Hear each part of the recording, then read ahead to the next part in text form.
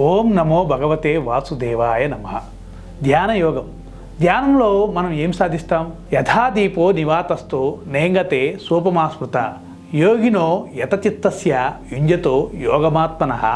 అంటే వాయు ప్రసారం లేని చోట నిశ్చలముగా నుండి దీపం వలె యోగికి వశమై ఉన్న చిత్తము పరమాత్మ ధ్యానమున నిర్వికారముగా నిశ్చలముగా నుండును. ధ్యాన నిమగ్నుడైన వారికి నిశ్చల మనసు మరియు శాంతి చేరువవుతాయి. మనసు నిశ్చలం పొందితే ఇక కావలసింది ఏముంటుంది?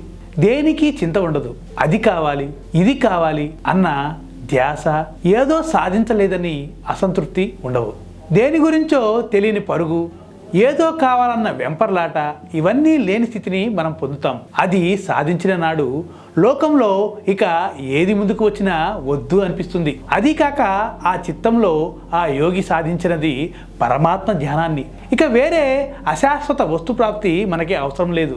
అలా సాధించబడ్డ అనుభూతి నిశ్చలంగా నిర్వికారంగా ఉంటుంది. మన సాధనని మరో ఉన్నత శిఖరాలకి తీసుకుని వెళ్తాయి ఈ సాధనలు. ఇలాగే ఇటువంటి నిర్వికల్ప స్థితిలో సంపూర్ణ భగవద్దయ వలన మనం సాధించలేనిది ఏదీ ఉండదు.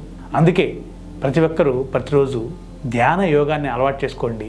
ధ్యాన స్థితిలోకి వెళ్ళండి. ఆ పరమాత్మునితో అనుభూతిని పొందండి. సర్వే జనా సుఖినో భవంతు.